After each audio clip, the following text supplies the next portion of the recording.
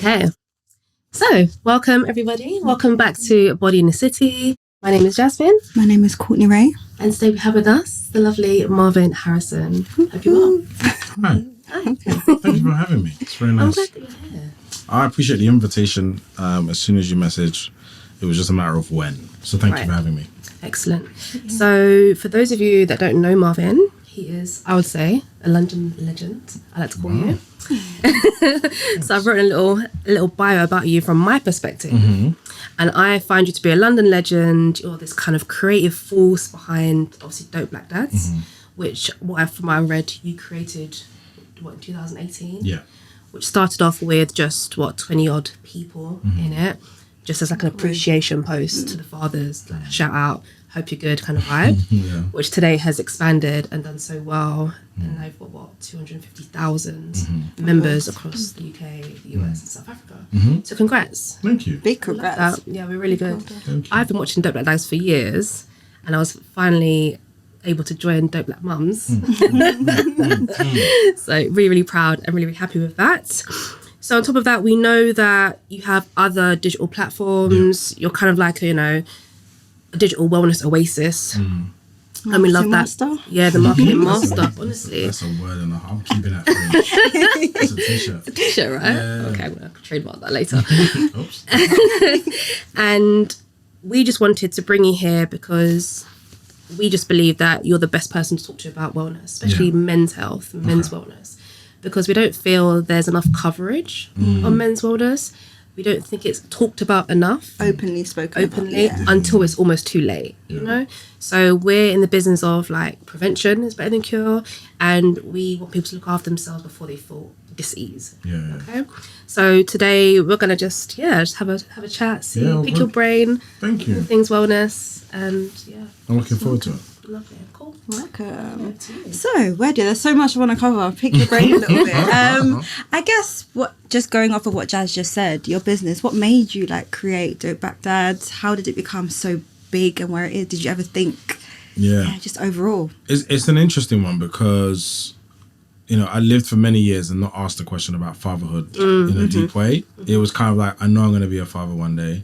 And my brain told me that I'm definitely going to be good at it because I want it so bad. Right. So I think in masculinity, there's a relationship to just want, desire, effort, and reward. Yeah. And when you're talking about human beings, it doesn't work that way.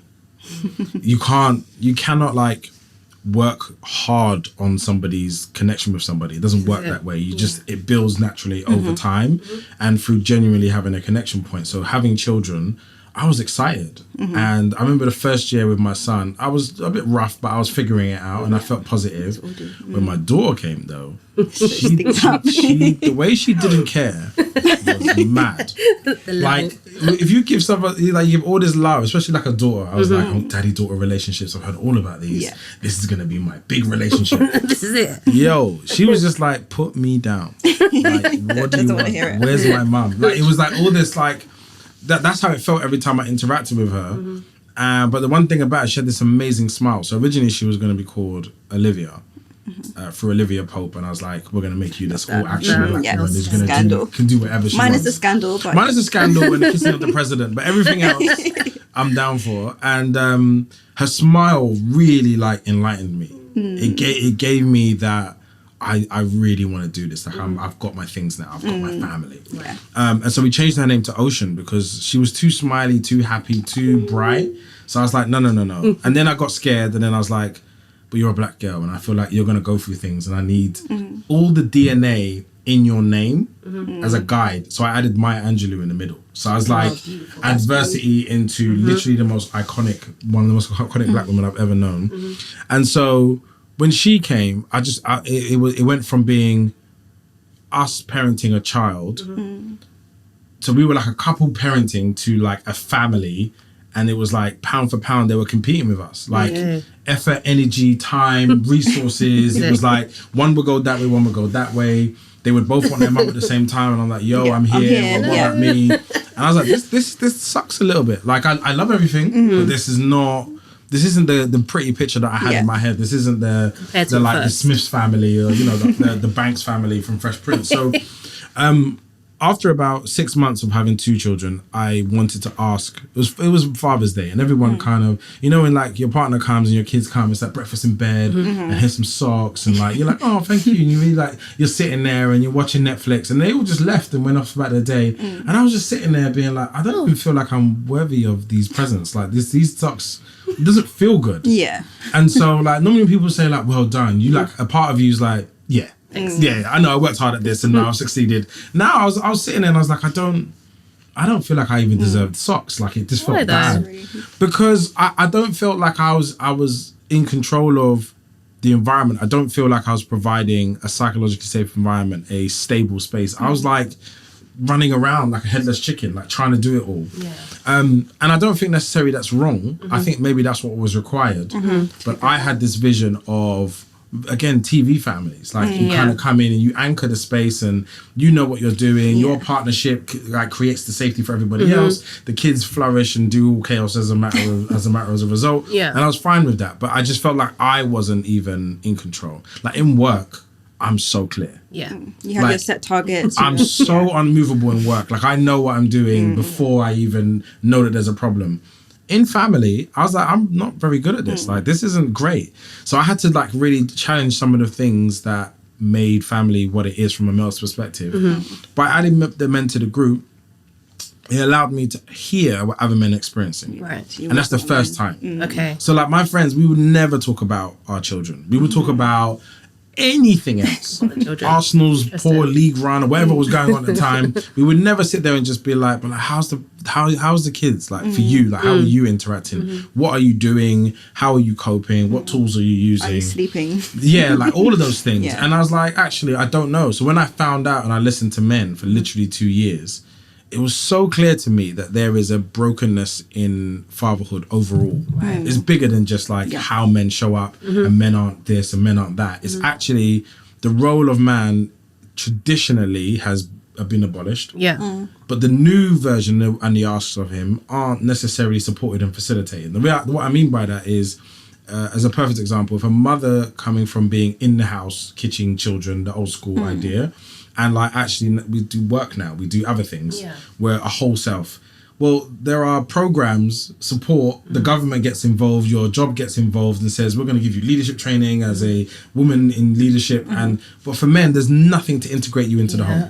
There's not a single thing. So most men kind of just do it based on like very, very aggressive masculine ideas of like, I'm going to compete my way to success in my family, and it doesn't work.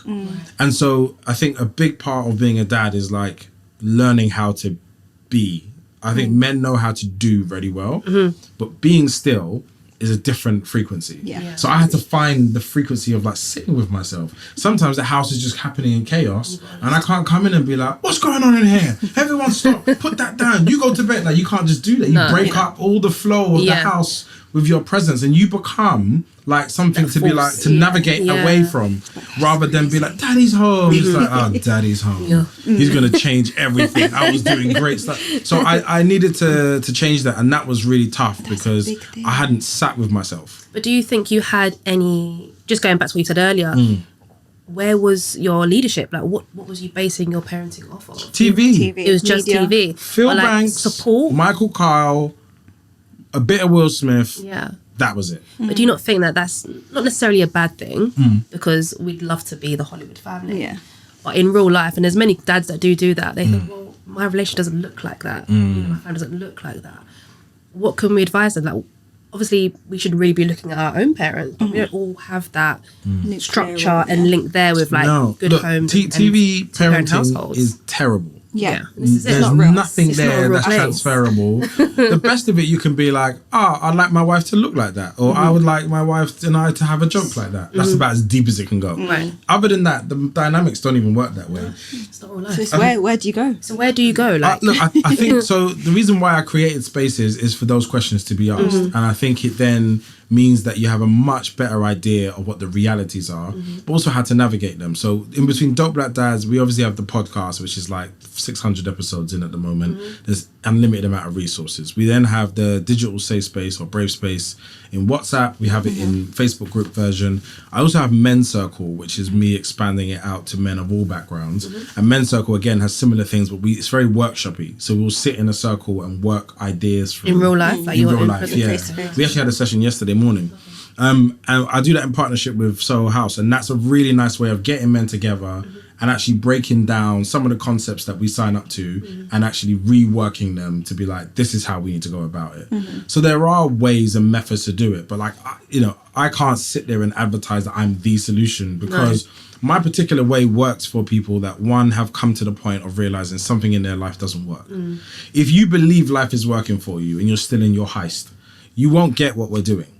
Like, you'll come and be a disruption to what we're trying to do, because it'll be uncomfortable. If you don't believe in therapy, if you think all men should just be, I was going to say something outrageous, but like you just want to create life. I know they just want to create life and just vibes. You won't get what we're trying to do. I think it's what you just said, sitting still. That is a skill. I think, how did you approach sitting still? Everything you just said, your intro.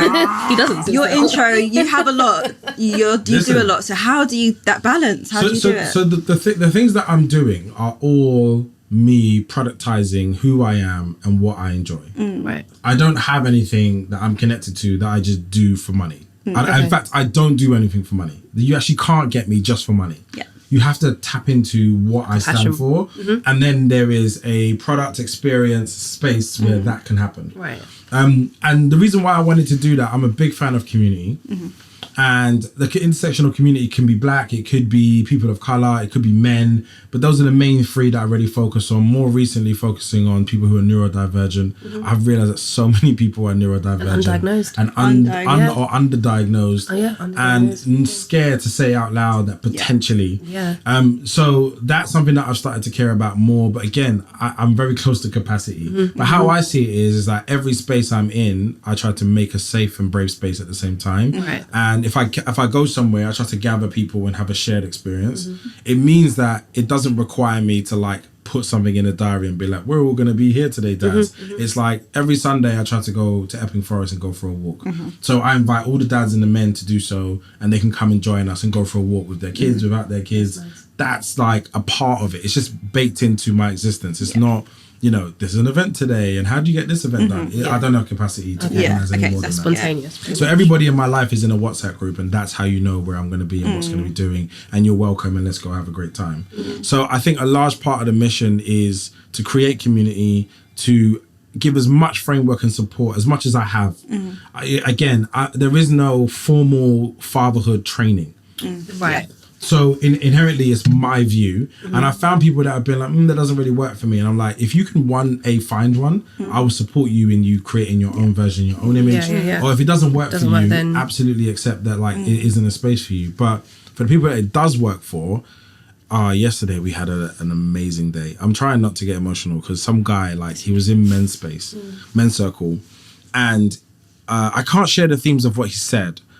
I don't ever want to do that and break that space, but he just moved everybody. There was about 30 people in the room, and we all stopped moving, speaking, anything. No one fidgeted. We were just tuning into him, and he was just sharing where he's at. And he wasn't like a helpless man. He was a very capable man, a very successful man. But on the flip side of all that success, you have to abandon something to get that type of stuff. And most people don't understand. If you meet a successful man, he's not successful because he's like tapped into some Machiavellian idea of Illuminati. He's worked. Usually he's running from something or to something. And most of those men exhaust themselves. Most of them have a lot of mental health challenges. A lot of them have really fractured ideas of who they are. And it can be really hard and heavy. And most of the time they don't have support. So why is this? Obviously, until Dope Black Dads, do you recall there being anything like that when you were? No. I didn't even know men that didn't talk about women, football, and money. I think it comes even before fatherhood. There's a space, especially in the black community, that men just don't talk to each other for more than surface level deep conversations. Like when some of my guy friends, and they'll talk to me, but I ask, oh, so who have you spoken to about in your guy group? That why would I chat to them about that? Like, it's what they're going to tell me, man up. Yeah, I think that's what we need to build. Definitely. Yeah, I think the idea of manning up is it comes from a place of fear. Yeah.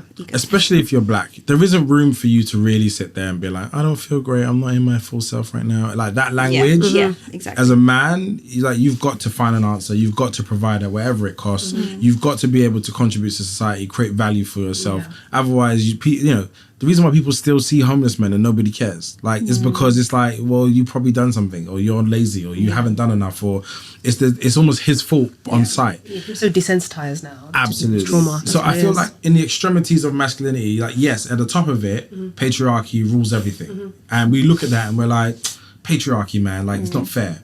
But then at the bottom of it, we don't talk about the bottom of it. The like suicide rates and the homelessness and the depression and the mental health. We don't look at that side because it's like, yeah, but you could be this and you just didn't make it. Yeah. Whereas women occupy this really nice warm space in the middle. And they have the polar, but if you look at the extremities of income, it's men. If you look at the extremities of suicide and mental health, it's men. Yeah. So even in the middle of that is women, and they have an experience too. But I think it's just, how do we get more men to expand their experience to create more capacity? Yeah. Most men don't have mental health. They don't have self-care practices. They don't actually have a framework they live by. They live by the idea of like, I have to make it out. Grind, Yeah. work, Which is, you will suffer tremendously. By So what's that. your experience as in the self-care journey? 'Cause again, the whole sitting still, your kids, your What are you doing? entrepreneurial, how do you do, what is self-care for you? So first and foremost, I'm very privileged, and I've had time, space to access certain things in a way that most other people may not have. But that's why I say I share it, because I think that's my trade in terms of like the privilege that I've experienced. The first thing that I had to discover, and I didn't discover it in this nice, comfortable order, but the first thing I had to discover is you need values, strong values to live by. Then you need a purpose to guide your direction forward. Then you need to figure out what your story is and unwork that story and figure out what's true or not. Those three things, before you even get into like, I manicure, I sleep and I rest, mean nothing. Yeah, where's your foundation? Yeah. So you establish your foundation, and then from there is, for me, I have like 27 things that bring me fundamental joy. Nice. And I wrote all of those things out exhaustively. And then I layered them in a way of which one of them was low cost or free. Because obviously some ideas, like, I like to travel. Of course I'd like to go to Jamaica every time I feel heavy, but that's not workable. So what is free and accessible to me, or low cost? Low cost is like, I mean, literally under £10. I can just go and do it. Yeah. And I love like ice cream from an ice cream van specifically. Just like a normal... Like a 99 cone. Oh, they're not 99p anymore. They're like $3.99. Listen, I don't even know. Like, my card just goes beep, and I let it go because I know it ain't a coin anymore. And so there's things that I really, really enjoy that either relate to my child state, and I just stay there and I enjoy being that person, or I just love and I enjoy things like Arsenal, like watching an Arsenal game. I enjoy. So I will be like at 4:30 today doing that. Then there's another layer that require other people. So I love hugs. And if I want a really good hug, I may not have access to that really good hug. Okay. So I may have to be like, I can't do that one. So I separate that into a separate bucket. You need someone to actually consent to being hugged. Yeah. It's actually before you get it. a service. I think it's in America. I'm not sure if it's reached here yet. that There's is a a business. professional cuddling service. Listen, Professional cuddling. We need that. I would pay. If you know any professional cuddlers, or if you are a professional cuddler, just What advert are you leave your making right app, now? because we're going to send it to Marvyn. He might It need depends. I have qualifiers. Okay, it's not as straightforward as that. We're going to send it to him. He needs a professional hug. And then there's things that I can do myself. Okay. And that just require very little. I can just access, get up and go and do it. Right. Yeah. And I think whenever I'm in a stuck place or a heavy place, I think what are those things I would really enjoy? And then I lean into one of those. But I also, like when you talked about like what got me there in terms of my stillness, I've done a 10-day silent retreat. That for me was, that changed everything. Interesting. So I think up until then, therapy, counseling, coaching, all really, really useful and powerful tools. But when you go and sit by yourself for 10 days, like I was never the Was it same. in the UK? No, I did it in South Africa. And I did it in like a valley in Cape Town with beautiful, like it was like a mountain, farmland. There was lions being fed at 5:45 in the morning and 5:45 at night. There was just all this like nature around. Yeah. This full ecosystem, and I was just in it. I knew the cloud formation. I knew what time it was by the stars by the time I left. Must have really grounded you. Oh my God. Like now, I almost feel like I want to, not cry as in like cry, but I feel emotional. Just thinking about it. Because it was the thing. Yeah. And I've never had the thing. And like the years of existing, and you try everything and you go everywhere and you spend time with different people and you think this is going to be the thing. And then you meet it and it's just like by yourself in nature, that's it. So that's why I go to Epping Forest as much as humanly possible, just go for a walk because it's incredible. Because it touches all senses. You're looking visually, you're hearing the nature, you're feeling that. Yeah, it makes such a difference just being outside. Generally, I also someone said I was mocking someone because I met up with them on Friday. I think it was hot on Friday, and they were just alive. I was looking at them and I was like, "You look amazing! Like, what's going on?" And she's like, "I think I'm solar powered." I really love that. That's a jumper. That is the best. That is the best language ever. And I was like, that's a thing. It's a thing. We need sun. It's absolutely a thing. We need sun. And grounding yourself, like, you know, no shoes on, just in some dirt and some water. That's incredibly grounding as well. I love that. It's crazy. Just want to go back very quickly before we move on, just about loneliness. Yeah. Just because I do feel like a lot more people are lonelier than they let off, basically. And I was doing some research into it, and it does suggest that, a study was done in 2022, that approximately almost 50% of the people that they surveyed, which was like 26 million in the UK, was some form of loneliness, whether it be sometimes lonely, always lonely, occasionally lonely. Yeah. And out of that, say 26 million, however many it was, 7% of those people were always lonely. Wow. You know, that's like 8 million people. That's a lot of people to be always lonely in the UK in a time where there's no reason to be lonely because we're so connected, more connected than ever. Technology, For people, or for anyone who might be watching this who might be like, oh, that rings a bell or that resonates with me, I'm not necessarily lonely because I've got a lot of people. Because you can be around people but still feel lonely. Even like, as a parent, you have your kids. As a parent, family, you know, I've been like with my kid all the day, and I'm not lonely because I've got like a whole support system of family and friends. I'm also like speaking to a 10-month-old all the time who doesn't respond to me. You know, he's looking at me like, woman, just feed me. So what advice would you give to men in this situation who don't necessarily want to admit that they're lonely? But like, what can they do? What would you like suggest that they do? I think the number one thing is you have to admit it to yourself first. Okay. That's a fundamental. Even if to yourself at night you just say, "I'm actually lonely." You know? Wow. Like as you said, your friend was like, I don't speak to my friends about that. Yeah. That's a sign of potential loneliness that you don't have people to connect with and say those things to. Yeah. I have an abundance of people to call. Like my list is really long and it's global, and I can get different perspectives and different skill sets at different times. I think the number one thing is you have to say it to yourself, because I don't think you will make the changes until you admit it. And then I think the next thing you need to do is find where does the community crossover. Like for me, it was fatherhood, and that was my access point to meet a whole bunch of people I probably would never have met before. Right. But I think also just like you're right, you can be lonely amongst people, and I have found that before, where potentially you evolve at a particular point, and the people that you have been in your life don't come with you, and you're just sitting there being like, I don't actually have somebody to like share this stuff with, and then you have to expand your network. The way I actually teach people how to do this is I look at what love languages are, and if you Google the 6 different types of intimacy, you will find that you need to have all 6 of those activated and within your life at a particular point. And so if you don't have someone you can be spiritual with, and someone you can be social with, someone you can be physical with and sexual with, they're separate things as well. So the hugging person isn't always a sexual person. Right. I think a lot of men forgo and think they have to give that to get just a hug sometimes.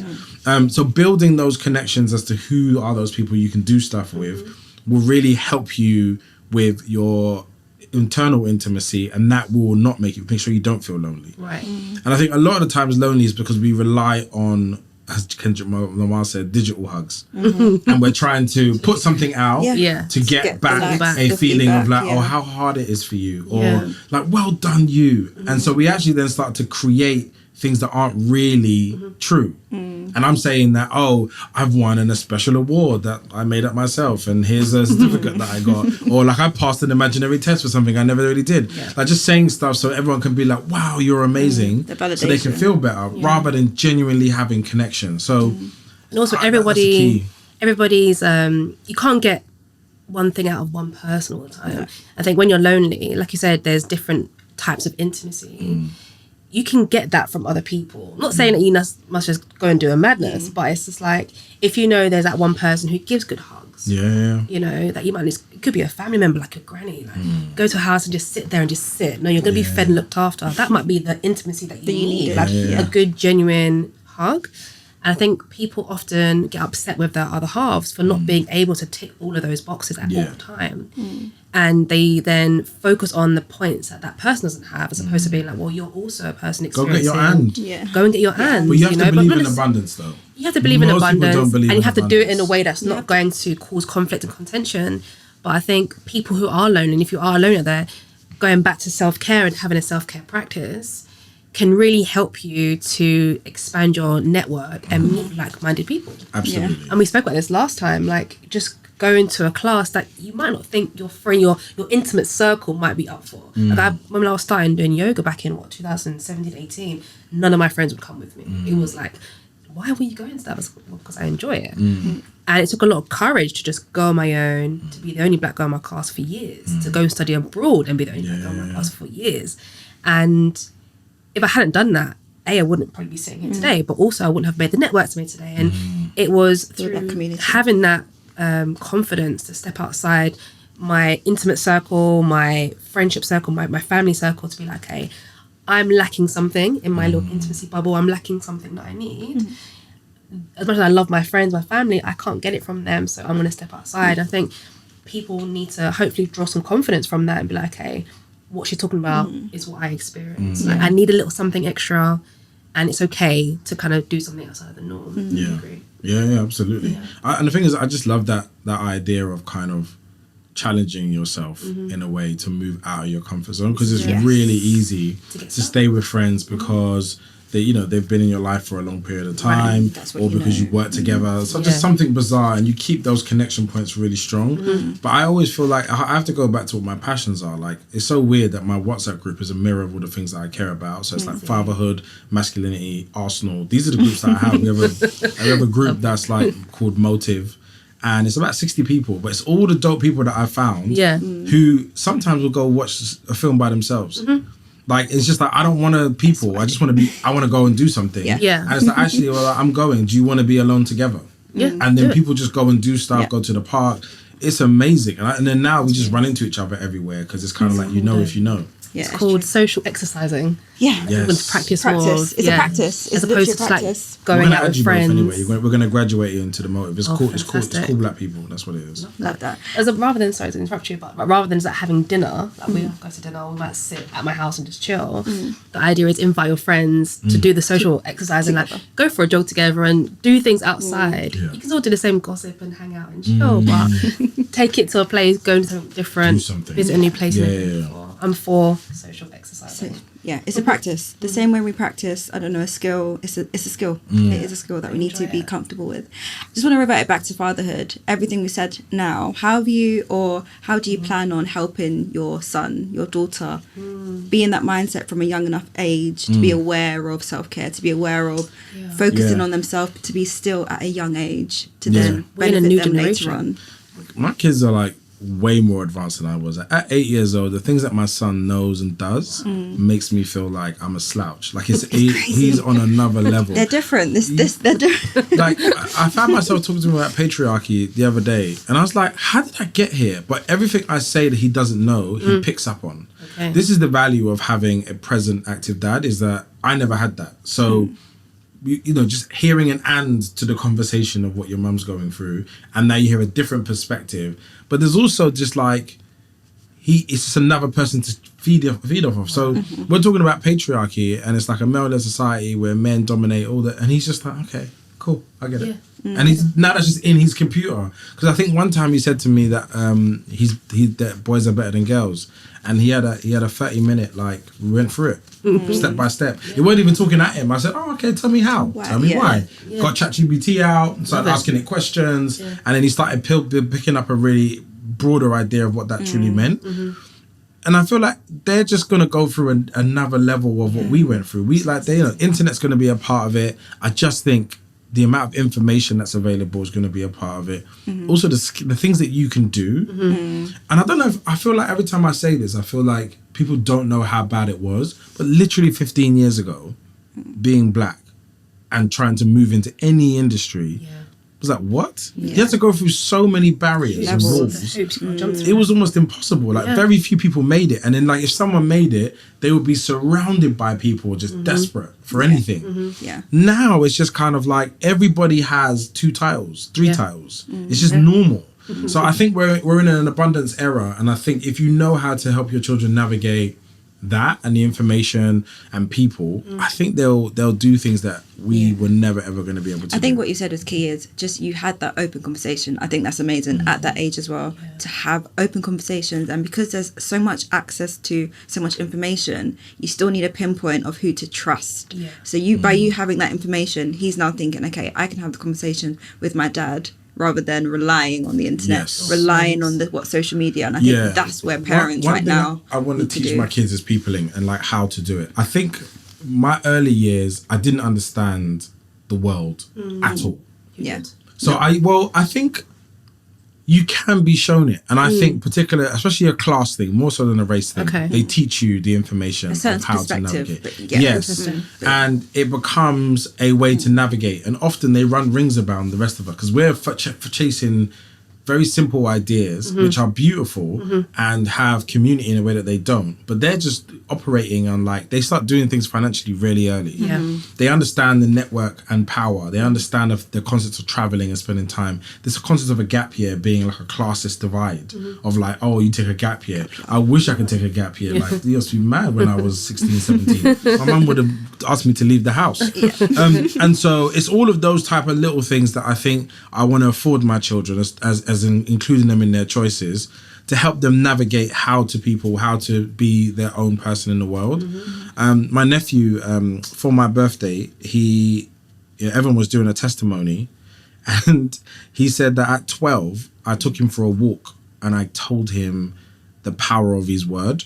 And to build a relationship with his word. I don't remember the conversation at all, but he really remembered it. And I was like, that's what I mean. Is understanding that when you say something, if you don't show up as your word suggests, it completely wreaks havoc in your personal life. So building that relationship with people is really, really important. If I turned up an hour late, slightly disinterested, like a little bit like, oh, I'm sorry, but then, unprepared, that would sit in your mind. And in terms of, like, reaching out to me for something else, you'd be like, that was fine. So I try to be a part of my word and honour that everywhere I go, and it makes my life work better, I feel. I think this is the importance of having, this is controversial, but the importance of having men in the home, raising the children. And it's not always possible to have men in the home, but just having men in the children's lives. And I always used to hear this, like, growing up, because I didn't have that. So for me, it was kind of like taboo, and I kind of like brushed it off. And even up until when I had my son, I still was very much believing that I can do this, I'm independent, because that's just how we were raised. Like, our parents come from an era of survival, and that's what they knew, and that's what they've kind of, like, passed down to us. And albeit a fantastic trait to have, it took a lot of unlearning, it took a lot of understanding, a lot of, like, negotiating with my partner to be like, okay, this is how we parent together. And to see the importance of him in the home, even at such a young age, my son's young age, I realise now that, I mean, I can do the nurturing, I can do the mummy stuff, and he's like my shadow, and I love him. But he's going to get to a point when he's going to wake up one day and go to his dad to teach him how to be a man. And I can't do that because I can't teach him how to be a man. So this is and I think a lot of people get really passionate about, usually about single mothers, men in the house. Look, if your partner is unsafe for you and your children, fundamentally unsafe, of course. This is not a conversation for those men at all. I think if there's an active and willing participant, even if you're not you're not willing to be together, but they're active and willing, I think you should try and create as much space as possible. It will benefit your child so much. I think where I see the value is the difference in problem solving. Okay. And the difference in things like communication. And it's never a better or worse, it's a difference. It's different, yeah. Because also what your children would do would pick up which one suits their capacity. Yeah. And so my son mirrors energetically his mother more, but then he's very competitive. So in sport mode, this guy's like, he'll play 8 sports. He's like, I'm not even that good, by the way. So I think like being able to sit between us both and think, actually, as a competitor, who am I? As a person outside of competition, who am I? And take some from her, some from me, and become this rounded individual is the gift. Yeah. So access to, you know, fathers when they are healthy and accessible and useful, they should 100% make sure that's centered at all costs, because it's so valuable. Yeah. So, I think so living in a 2-parent home, growing up, I think it's exactly what you said. I could run things past mum, get her perspective, run things past dad and get her perspective. So I now have 2 trusting opinions that I now can figure out. I don't need to go to someone else. I know I can have that own and figure it out myself, but have a trusting foundation. And I think that's what's helped me through a lot of my decisions. If I'm being honest, I think when you've seen a successful, and when I say successful, as in like it's still, it's happening. Yeah. Successful isn't like the happiest space, and it's not Disneyland. But I think if you've seen a successful co-parenting relationship, I think when you're building your own, you understand what that looks like in another person. Like understanding the difference between like a good person and like a nice person is completely different. Agreed. There's loads of nice people who are nice for a very, very different reason, but a good person should be able to tell you to go F yourself, move from like they can have a from a place of love. from a place of love. Like go sit down because you're doing too much. And if you can't do that and you're so worried about being nice, really you don't have a complete relationship. And I think when you're able to see the difference between what those choices manifest in a partner, you just make better choices. Agreed. I agree too. Yeah. It's just like even Courtney's household, or her dad is like Super Ray. I see He's Super Super Ray. Ray. He's like, I reach out to her dad. That's nice though. Yeah, because her dad is our dad. Whether you like it or not. That is his title. You know, and that's it's so key in having that. And if you're in a place where you don't have necessarily the man in the home, it's just having role models. You know, it doesn't have to be paternal necessarily. It's about having good influences in that child's life, a young boy and a young girl, and the importance of that. I can't stress it enough. And I used to like I said, just brush it off and be like, oh, it's fine. But the importance of it weighs way more heavier on me now. About wanting, like you said, create that harmony, at least have that harmony, no matter what happens. Because at the end of the day, this is going to benefit them in the long run. And I might not see it tangibly now, but it will make a difference. And I really just, I want that to really hit home for some people and just into doing what they can. You can't force all situations. Not everyone's a good person. I guess, you know, because you're such a large community now, is there any advice you would give to the actual like partners to help fathers? Like, what can we do to help you? What can us women do to support not even just women, like any form of... I hear you. I have a value to never speak on behalf of what I think women should do. Exactly. I think it's so unworkable because I think women have done enough and not received much back. Amen. What I will say though, if you are in an equitable situation with somebody, I don't think men are affirmed enough. I think there is something to be in your divine feminine and your divine masculine. These aren't genders, but there are, if you are in that space, the balance is beautiful. And the more of an imbalance that you may have in terms of being in your divine masculine and feminine, you have to have that mirrored. So when you're up, the other person needs to go into their feminine and be able to receive. And you're supposed to play with it and know when to be in one state and another. I think, you know, largely as a partner, affirmation is key. I think a lot of men aren't spoken to in a powerful way. Speaking life into men really like gets them going. I think it's really hard because sometimes you might look at someone and think you're not doing the things you're meant to be doing. And the obvious thing to do is to tell them where they're falling short. The powerful thing is just to tell them that you believe. I know you're going to get it. because the kind of person you are is that you'll find it. And I want you to find it for us. Yeah. Because we are going to be the recipients of your greatness. Speaking life into people is very different, and people don't do it very often. Yeah. And I make that a massive part of people that are around me. I already do hard things. I already face many, adversity on an ongoing basis just because life is lifing. Yeah. What I don't need is a false sense of humbling from people around me to ground me. Okay. Because I'm already grounded. I'm grounded. I don't need it. What I do need, though, is that when I've just got hit by a wall, is someone to be like, the next wall may hurt, but the one after that, you may get through. Yeah. I want to be reminded of my best self, my true power. And I think sometimes, because we've lost the balance between masculine and feminine energy, that's being in your feminine isn't always possible. Economically, psychological safety, physical safety, sexual, whatever's going on, everything may not allow you to sit there and be like fully in your feminine. Yeah. And take somebody's arm and be like, I believe in you. Yeah. Because that takes capacity.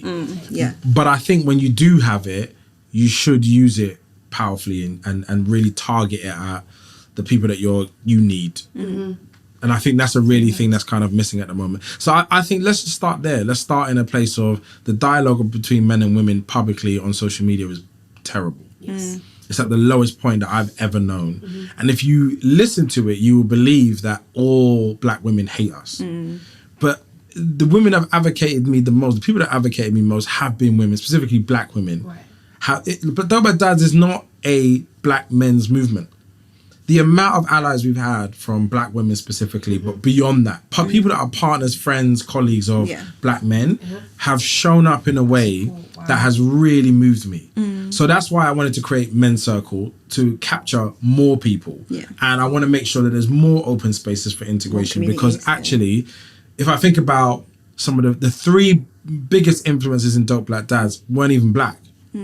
Like a Jewish lady really got us the press the first time we got it. So when I say impact, I mean like in terms of how people know it today. Yeah. The largest girl, Yeah, and I think like there was a Muslim man from South Asia who 100% gave me strategy on organizing people, because he did it in the 80s with Labour and like doing unions. And he gave me so much advice, and so did another white guy who was also an activist from that time.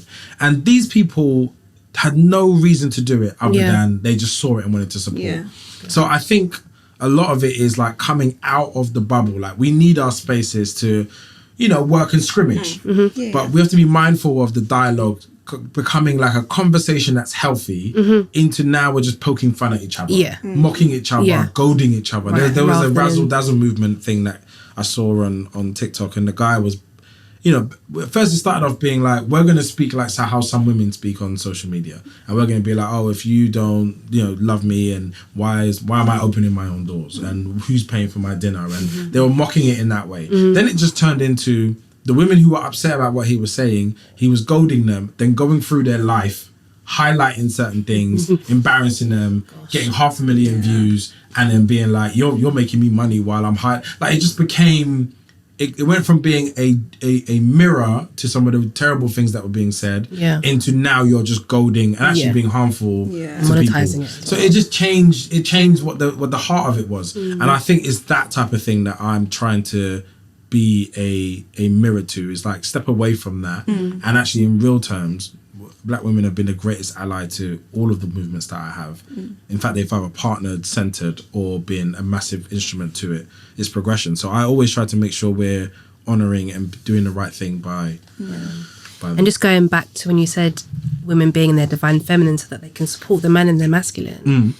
I think it is like a wheel though. It's like, it's a hand in hand exchange, and it does really help. And a lot of women at home would be like, how am I supposed to pour into this man and lift him up and say kind things when he's constantly got me in my survival mode? And that's the balance that you have to sit down. First and foremost, no one should have you in anything. Right. Even if I create life with somebody or I have a connection with them, they're my co-parent partner, whatever, business partner, I'm still responsible for myself energetically end to end. Right. Yeah. What it is that when we come together, what do you create in that time and space? Now, there are some people who are problematic and you are intrinsically linked to that person, but you should be creating a boundary to go recharge, use your excess to engage in this thing that you have to engage in, then go back to your space that allows you to be the person that you are. Now, I say this, and I'm not saying this to be idealistic, it's a practice. And it never fits perfectly in a bow of like, oh, I mean, my family. Oh, it's going to be masculine for an hour and a half. You genuinely could find yourself in a state of being a masculine for 6 months. Yeah. And that's a happening that just happens because life is happening to us all. Yeah. And there's no advice for that other than when you do get a chance, steal back as much of that time. And in between all of those moments, you should be practicing how to abstain from engaging in those certain behaviors and practices. I honestly have done it myself because even for me being in my masculine, it was so interesting the moment I realized that I could play with those energies. Okay. And what ended up happening is I went too far one way and I started just like, everything was just a being. I was just like, it's fine. And then after a while, it was really interesting because there was a natural desire and an urge to solve things in a certain way. And it took me outside of my values by being in that space for too long. So playing with it can be challenging, but it's an important part of understanding who you are. Yeah. Now I have my balance correct and I understand it. It allows me to be significantly more powerful. But a lot of it is time alone in nature. Okay. The grounding. It's the number one thing. And all I need is an hour. Yeah. So if I can still Every an day. hour, I'll recharge. I'll be fine. Every day, get outside every day, get into nature every day. Rain or shine, Yeah. do it. Yeah. It's been really good. Well, unfortunately, we have to wrap up. The whole time? Yeah. Holy moly. It went beyond time, but that's okay. No, we really enjoyed this conversation. It could go on for hours, but there's so much we want to pick your brain on. But yeah, I'm really happy, and I do feel like we've touched on I've really good taken subjects 2 main and points for wellness. me is word of affirmations, I think, is key. Yeah. Definitely, and go outside, smell the air, hear the I take note noises. of that as well. And it will help you as yourself and as a father out there, mums out there. I think self-care for yourself is obviously going to help you look after your little ones as well. But yeah, it's been great. I really appreciate it. We've taken some good little nuggets of wisdom from you. Sunday. Thank you so much for having me. No worries. We're really glad to have you join us today. And like I said, we're with Marvyn, and you can, where can people find you? At Top Dads and everything. Nice. At Discover with Marvyn on Instagram. Yep. And also I'm on LinkedIn for more business stuff. So Amazing. So go and check out those links. We'll obviously leave them below. And as per usual, have a fantastic day. And we'll see you next time at Body in the City Goes Digital. Thanks, everyone.